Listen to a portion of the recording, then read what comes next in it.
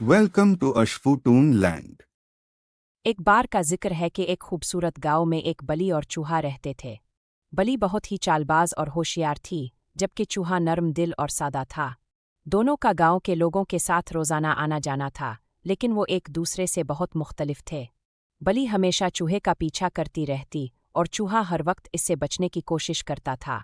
एक दिन बली ने सोचा कि क्यों ना चूहे को पकड़कर इसका खाना बना लूं। इसने चूहे का पीछा शुरू किया, लेकिन चूहा बहुत तेज दौड़ने वाला था और हमेशा बली से बच जाता था। चूहा थका थका और बहुत खौफजदा था, इसलिए वो एक दरख्त के नीचे जाकर बैठ गया और सोचने लगा कि बली से कैसे बचा जाए। फिर इसके दिमाग में एक नया ख्याल आया। इसने फैसला किया कि वो बली को किसी तरह बहकाएगा और इसे अपनी तरफ मुतवज्जे करेगा ताकि वो इसके पीछे ना आए। चूहा बली के पास गया और बोला, बली, मैं तुम्हारी बहुत इज्जत करता हूँ। तुम बहुत ज़हीन और तेज़ हो, लेकिन तुम्हें एक राज बताना चाहता हूँ। मैंने सुना है कि गांव के आखिर में एक बहुत बड़ी चमचमाती मछली है, जो तुम्हें बहुत पसंद आएगी। बली ने ये सुना तो इसकी आंखों में चमक आ गई।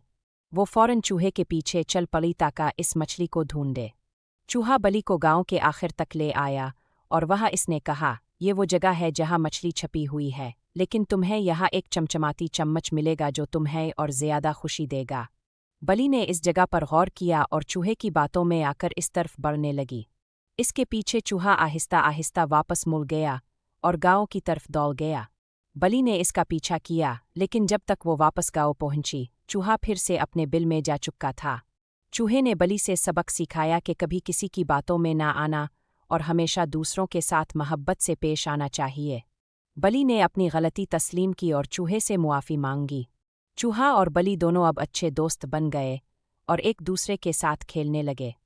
हमेशा दूसरों के साथ मोहब्बत और इज्जत से पेश आना चाहिए। अलिफ।